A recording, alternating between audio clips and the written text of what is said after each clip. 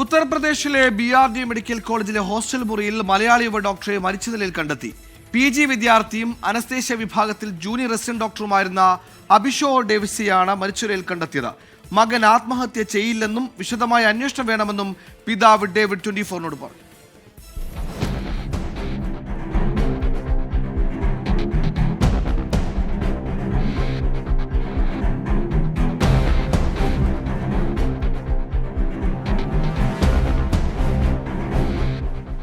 അഭിഷോ David Thrissur medical കോളേജിലാണ് MBBS പഠനം പൂർത്തിയാക്കിയത്.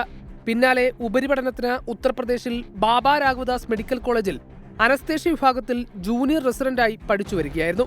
CTET PG ബോയ്സ് ഹോസ്റ്റലിലെ മുറിയിലാണ് ഇന്നലെ ഉച്ചയോടെ മരിച്ച നിലയിൽ കണ്ടെത്തിയത്. മകൻ സന്തോഷത്തിലായിരുന്നുവെന്നും ആത്മഹത്യ ചെയ്യേണ്ട പ്രശ്നങ്ങളില്ലായിരുന്നുവെന്നും പിതാവ് ഡേവിഡ്. ഹാപ്പിയാണ്, പുള്ളിക്ക് ഹാപ്പിയാണ്. ആളെ സൈലന്റ് ആണ്, തിരിച്ചും കൊണ്ട് എല്ലാ കാര്യത്തിലും ഇടപെടുന്ന ആളാണ്.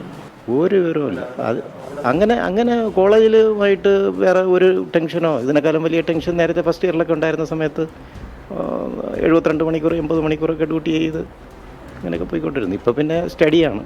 ഈ മാസം 19-ന് ഭാര്യയുടെ പ്രസവ ആവശ്യങ്ങൾക്കായി നാട്ടിലേക്ക് വരാൻ അഭിഷോ ടിക്കറ്റ് ബുക്ക് ചെയ്തിരുന്നുവെന്നും പിതാവ്.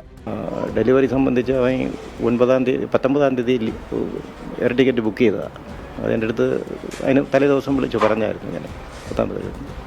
മാത്രമല്ല അവൾ പ്രഗ്നൻ്റ് ആയതുകൊണ്ട് തിങ്കളാഴ്ച തൊട്ട് ലീവ് എടുക്കുകയാണ്. ഇപ്പോൾ ഇങ്ങോട്ട് വിളിച്ചുകൊണ്ട് വരാം എന്നുള്ള ഉദ്ദേശം. അത് കഴിഞ്ഞ് വ്യാഴാഴ്ച അവരങ്ങോട്ട് വിളിച്ചുകൊണ്ട് പോട്ടെ എന്നുള്ള രീതിയിലൊക്കെ ചിന്തിച്ചിരിക്കുകയായിരുന്നു. നമ്മൾ അങ്ങനെ വേറെ ഒരു ഇതുമില്ല. അഭിഷോയുടെ സഹോദരൻ ഉത്തർപ്രദേശിലെത്തിയിട്ടുണ്ട്. തുടർ നടപടികൾ പൂർത്തിയാക്കി മൃതദേഹം നാട്ടിലെത്തിക്കും. 24 തിരുവനന്തപുരം.